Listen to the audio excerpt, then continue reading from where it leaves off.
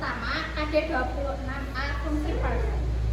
1. Memberi informasi. Masyarakat dapat membeli berlangganan untuk mendapatkan informasi. 2. Pendidikan pers. Membuat tulisan yang mengandung pengetahuan. 3. Hiburan. Artikel yang bersifat hiburan, cerpen, sergam, dan karikatur. 4. Kontrol sosial. Sebagai sikap pers dalam melaksanakan fungsi nyata. 5. Pembentukan opini publik. Pers dikonsumsi oleh masyarakat luas, maka pers akan mampu menciptakan opini atau pandangan. 6. Mencipta wahana demokrasi. Pemerintah dapat menyaksikan informasi atau mensosialisasikan kebijakan yang diambil. KD 26B Peranan Pers. Berdasarkan Undang-Undang Nomor 40 1999, pers nasional mempunyai peranan sebagai berikut. 1. Memenuhi hak masyarakat untuk mengetahui dan mendapatkan informasi.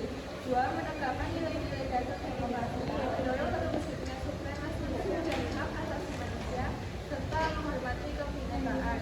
3. Mengembangkan pendapat umum berdasarkan informasi tepat, akurat, dan benar. 4. Melakukan pengawasan, koreksi, dan saran terhadap hal-hal yang berkaitan dengan kepentingan umum.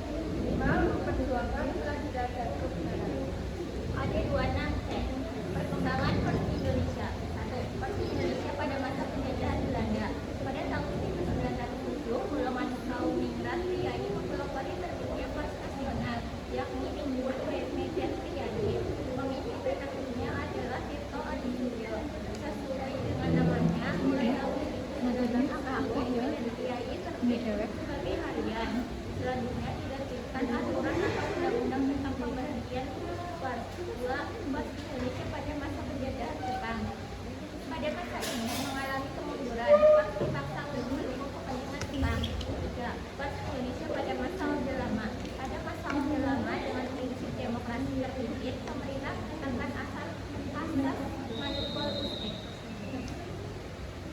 4. Pers Indonesia pada masa Orde Baru. Masa ini adalah masa kepemimpinan Presiden Soeharto.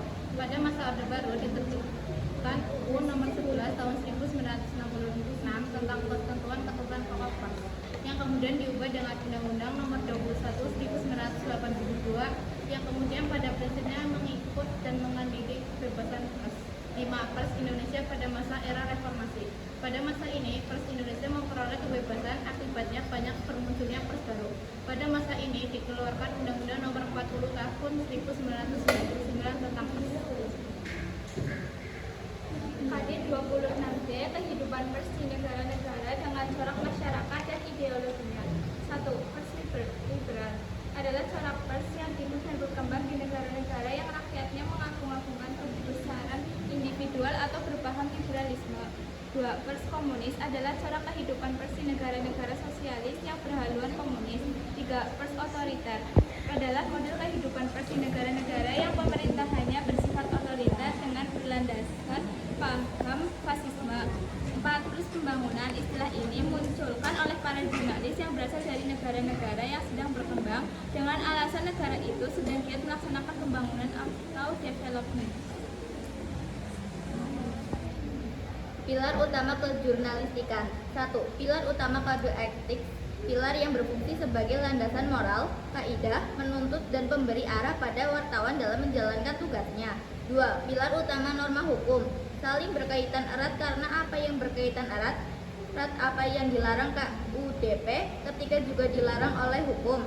Kegiatan pun sebaiknya, namun keduanya mempunyai sisi pendekatan yang berbeda. Sekian presentasi dari kami. Wassalamualaikum